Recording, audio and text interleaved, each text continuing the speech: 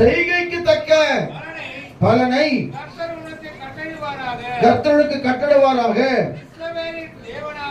இஸ்ரவேலின் தேவனாகிய செட்டையின் கீழே அடைக்கலமாய் வந்த உனக்கு. அப்ப என்ன அர்த்தம்னா, ஒரு செய்கை எப்படி இருக்கணும் சொன்னா கவனிங்க. இஸ்ரவேல் தேவனாகிய கர்த்தரை மகிமைப்படுத்துகிற தேவ பிள்ளையான இருக்கணும்.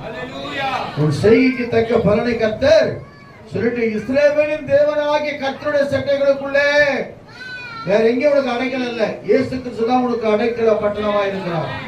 இயேசுவே உனக்கு அடைக்கலமாய் இருக்கிறார். இயேசுவே உன்னை பாதுகாக்கிறவராய் இருக்கிறார். இயேசுவே உனக்கு அற்புதங்களை செய்கிறவராய் இருக்கிறார். சொல்லுவோமா? எவ்வளவு சொன்னாலும் சரி, ஆண்டவர் பாருங்க சொல்ற, இஸ்ரவேலின் தேவனாகிய கர்த்தர் உள்ள சட்டையில் அடைக்கலமாய் வந்த உனக்கு நிறைவான கிடைச்சதா இல்லையா? அதே போவாச